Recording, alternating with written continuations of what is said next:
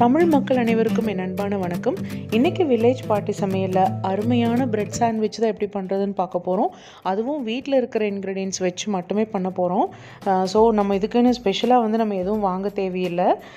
நான் எங்கள் வீட்டில் இருக்கிற சாமானத்தை வச்சு நான் எப்படி பண்ணினேன் அப்படிங்கிறத உங்கள் கூட நான் ஷேர் பண்ணிக்க போகிறேன்.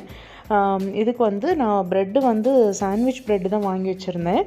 இப்போ வாங்க வீடியோக்குள்ளே போயிடலாம். எப்படி பண்ணுறது அப்படிங்கிறத பார்த்துடலாம். இதுக்கு கடாய் வச்சுட்டு ஒரு 2 டேபிள் ஸ்பூன் அளவுக்கு எண்ணெய் சேர்த்துருக்கேன்.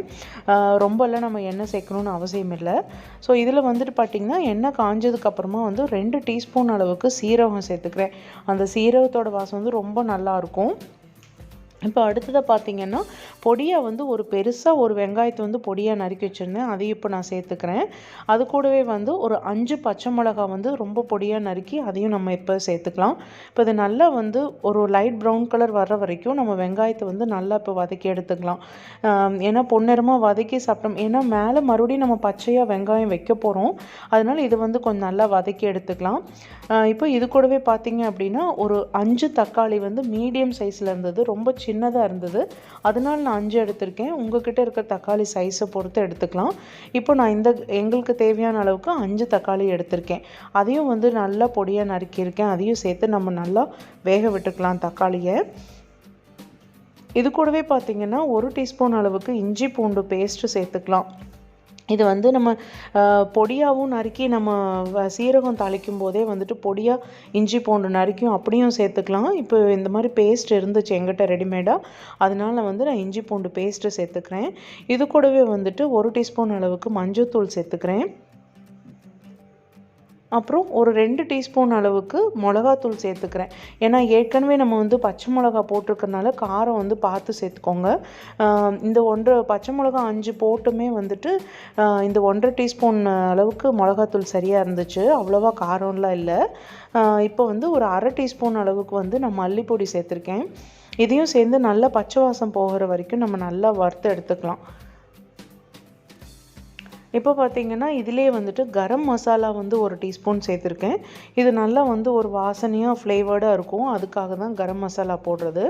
இப்போ இதிலேயே ஒரு 3 உருளைக்கிழங்கு வேக வச்சு அதை பொடியாக நறுக்கி நான் இது கூட சேர்த்துக்கிறேன். ஸோ ரொம்ப நல்லா இருந்துச்சு.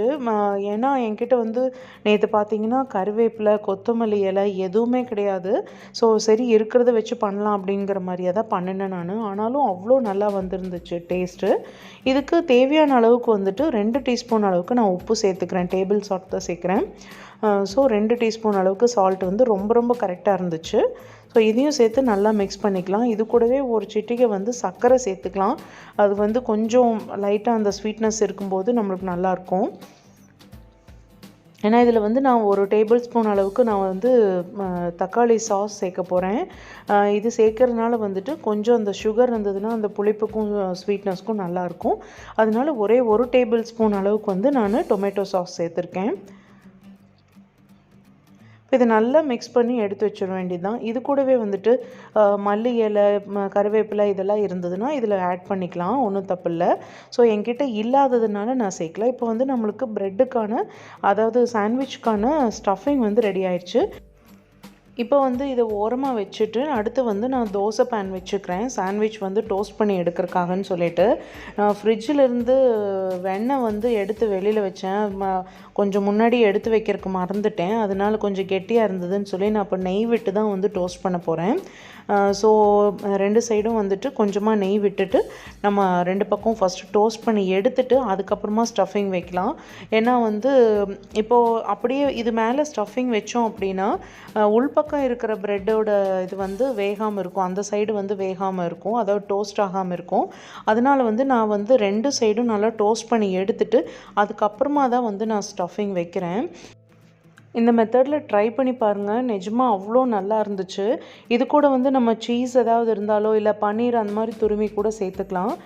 பட் அந்த மாதிரி எதுவும் இல்லாததுனால நான் என்ன அவைலபிளாக இருந்துச்சோ அதை மட்டுமே நான் வச்சு பண்ணியிருக்கேன். பட் டேஸ்ட்டில் வைஸும் அவ்வளோ சூப்பராக இருந்துச்சு. பிடிச்சிருந்தது அப்படின்னா நீங்களும் ட்ரை பண்ணி பாருங்கள்.